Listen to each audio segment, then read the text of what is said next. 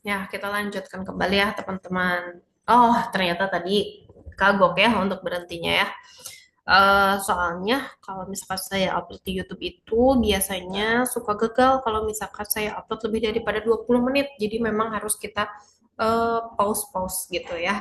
Di sini kita lanjutin, yaitu ada juga variabel dependen yang mana kelima, yaitu adalah perilaku kewargaan atau organizational citizenship behavior, yaitu adalah perilaku pilihan yang tidak menjadi bagian dari kewajiban kerja formal seorang karyawan, namun mendukung berfungsinya organisasi tersebut secara efektif. Jadi sebetulnya tidak ada di tupoksinya dia, tidak ada di job desk-nya dia, tapi karena dia itu merasa bahwa organisasi tersebut adalah bagian dari dirinya dan dirinya adalah bagian dari organisasi tersebut, biasanya secara ikhlas mereka itu melakukan hal-hal yang mendukung. Misalkan di sini di LPKIA misalkan gitu ya, dosen itu tidak ada sebetulnya kewajiban untuk mereka itu melakukan yang namanya promosi gitu. Tapi karena di sini dosen-dosen merasa sangat memiliki terhadap LPKIA, maka dari itu si dosen juga turut mencari mahasiswa baru begitu. Atau misalkan di dalam sebuah perusahaan, sebetulnya mereka itu bukan tim promosi, tapi karena mereka menggunakan produknya, akhirnya mereka itu ikutan untuk ngepromosiin terhadap orang-orang sekitar begitu. Lalu terakhir yaitu adalah kepuasan kerja, job satisfaction ya, yaitu adalah perasaan positif tentang pekerjaan seseorang yang merupakan hasil dari evaluasi karakteristiknya. Yang pasti yang mana kalau kita itu merasa puas terhadap pekerjaan kita, variabel independennya itu sangat banyak ya. Bisa dari segi kompensasi yang cocok, ya gitu, yang cukup. Terus mungkin keadaan organisasinya juga sangat positif, tidak toksik gitu ya. Terus perusahaannya itu sangat menunjang jenjang karir yang kita tuju dan lain sebagainya. Juga tadi yang namanya organizational citizenship behavior itu pasti akan dilakukan oleh orang-orang yang merasa puas akan perusahaannya. Beda lagi ketika si karyawan tersebut tidak puas akan si perusahaannya, mungkin yang disebarkan itu bukan lagi berita yang positif, tapi bisa jadi berita yang negatif, ya.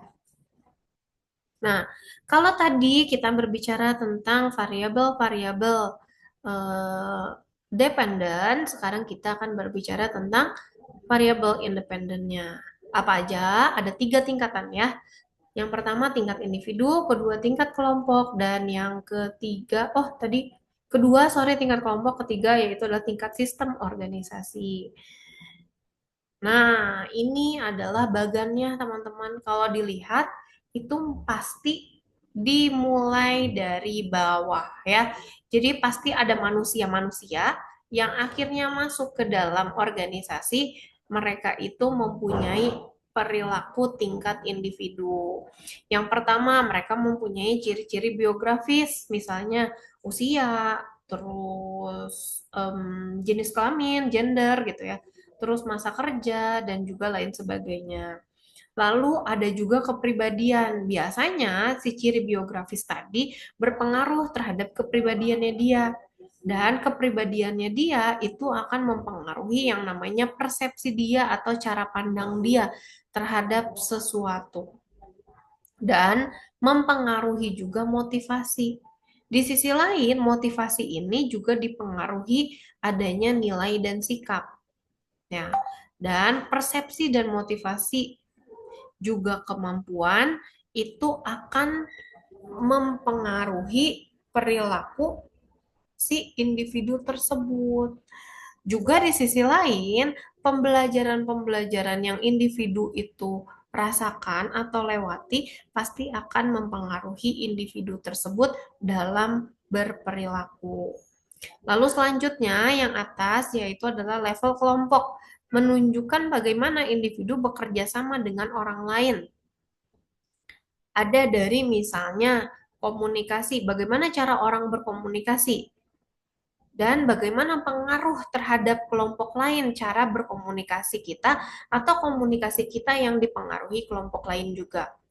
Dari situ maka akan muncul yang namanya perilaku kelompok dan biasanya setiap kelompok itu ada yang dinamakan pemimpin. Secara alami baik itu organisasi formal maupun informal pasti akan ada sosok seorang pemimpin di dalam kelompok tersebut ya. Lalu selanjutnya karena adanya kepemimpinan biasanya dibangun juga struktur kelompok. Nah, apabila sudah ada struktur kelompok, pasti juga di dalamnya yang namanya kelompok itu terdiri dari beberapa manusia, dari beberapa individu, pasti ada gesekan-gesekan di dalamnya atau konflik ya. Dan juga biasanya ada kekuasaan dan politik nih, saling sikutlah satu sama lain, saling fitnah lah, saling bersaing, tapi semoga bersaingnya sehat ya. Lalu selanjutnya si struktur kelompok tersebut juga akan membangun yang namanya tim kerja ya. Selanjutnya yaitu masuk ke dalam level organisasi yang merupakan faktor di tingkat strukturnya itu ada budaya organisasi yang akan nantinya mempengaruhi struktur dan desain organisasi ya. Lalu ini saling mempengaruhi terhadap kebijakan dan praktik dari sumber daya manusianya.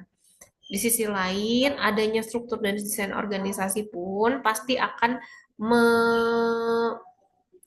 menciptakan adanya teknologi, dipengaruhi juga oleh stres kerja dan juga desain kerja begitu. Outputnya apa sih? Outputnya yaitu adalah produktivitas atau biasa disebut dengan performance, lalu absensi yang mana pasti outputnya menginginkan absensinya itu kurang dari um, apa ya atau tidak ada absensi bahkan ya sama sekali gitu. Selanjutnya adalah perputaran SDM atau biasa tadi sebelumnya saya sebut dengan turnover. Dan yang keempat, terakhir itu adalah kepuasan kerja atau tadi saya sebut sebagai job satisfaction. Ya. Nah, jadi artinya kalau kita lihat dari sini, organisasi itu sebetulnya harus terus beradaptasi dan harus mengembangkan kebijakan-kebijakan mereka untuk meningkatkan kinerja si SDM-nya. Dan efektivitas organisasi itu akan dipengaruhi oleh bagaimana cara organisasi tersebut beradaptasi, ya. Nah, selanjutnya ya, yaitu adalah model perilaku organisasi yang sudah lebih update. Kalau tadi itu tahun berapa ya? Tahun 96, ini diupdate di tahun 2013. Kalau dari gambar ini sebetulnya menggambarkan manusia di dalam organisasi tersebut terbentuk dan juga mempengaruhi kinerja organisasi secara keseluruhan. Ada di tahap input. Nah, inputnya ini kalau di individual level itu ada keberagaman yang tadi ya perbedaan usia, jenis kelamin gitu ya. Terus latar belakang budaya, terus ada juga personality atau kepribadian. Contohnya ada karyawan yang ekstrovert, ada karyawan yang introvert gitu ya. Terus ada values atau nilai-nilai yang menjadi nilai dasarnya individu, yaitu adalah keyakinan pribadi tentang apa sih yang penting menurut saya, apa sih yang boleh dilakukan dan tidak gitu. Biasanya ketika karyawan tersebut mempunyai value yang baik, maka karyawan tersebut akan menghargai integritas dan bahkan ini berbicara tentang bagaimana individu tersebut bertanggung jawab dan tidak terlibat terhadap kecurangan-kecurangan kerja gitu. Lalu dari grup levelnya itu ada salah satunya apa ya? Grup structure. Grup structure di sini adalah bagaimana anggota kelompok tersebut diatur. Jadi misalnya ada proyek nih, kita membangun sebuah tim dengan pembagian tugasnya itu harus jelas agar nantinya bisa efisien gitu. Terus udah di apa namanya udah ditunjuk nih orang-orangnya. Sorry, udah ditunjuk nanti akan ada strukturnya itu apa aja, orangnya itu punya kelebihan apa aja. Akhirnya baru diberikan yang namanya peran atau tanggung jawab dan fungsinya setiap anggota. Kamu di sini sebagai SDM ya. kamu tugasnya adalah ini. Kamu di sini sebagai pemasaran ya, tugas kamu adalah bla bla bla. Nah, itu sudah masuk ke dalam group roles ya. Lalu selanjutnya ada team responsibilities ya, yaitu adalah tanggung jawab bersama untuk hasil tim. Jadi tolong nanti ketika teman-teman juga bekerja dalam kelompok, mungkin setelah ini akan ada tugas kelompok ya. Silahkan kalian bertanggung jawab atas tugas kelompok tersebut gitu. Karena tadi sudah ada yang namanya group structure dan juga roles-nya ya.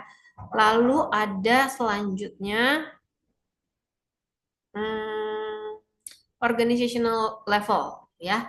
Jadi balik lagi ketika tadi tim responsibilities ya, kalau misalkan yang namanya tim, satu nilainya jelek, semua nilainya jelek.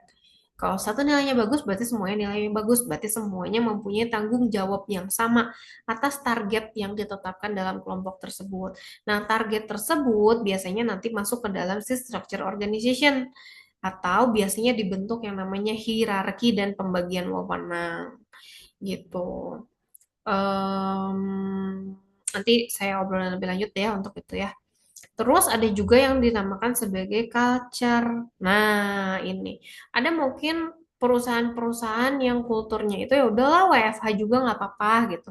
Ada yang mereka itu culture-nya lebih suka untuk harus ketemuan gitu. Nah, itu masing-masing organisasi ya. Lalu dari segi prosesnya, dari segi proses ini menunjukkan bagaimana input tadi bekerja dalam interaksi sehari-hari di organisasi. Kalau untuk individual levelnya itu ada salah satunya emotion and mood nih. Jadi biasanya orang-orang itu misalnya apa ya lagi merasa stres gitu ya, cenderung mereka itu kurang untuk produktivitasnya. Lalu motivasi yang tadi ya, tidak ada motivasi sih sebetulnya untuk datang ke tempat kerja gitu. Beda dengan halnya ketika misalnya nanti mereka mencapai KPI-nya, mereka akan diberikan bonus tahunan. Mungkin karena mereka mempunyai motivasi kerja seperti itu, akhirnya mereka lebih giat lagi untuk bekerja gitu. Terus ketiga yaitu adalah persepsi atau cara seseorang menafsirkan lingkungan kerjanya. Bagaimana mereka memandang positif ataupun negatif gitu. Ya. Selanjutnya adalah decision making, pengambilan keputusan. Nah, biasanya manajer memilih strategi pemasaran yang paling efektif misalnya dikarenakan individu-individu memilih tindakan yang terbaik. Jadi, kalau misalkan ngomongin tentang proses decision making, sebetulnya mereka itu diharuskan memiliki apa ya? Memiliki latar belakang yang sesuai. Sebentar ya, teman-teman, maaf saya ada telepon.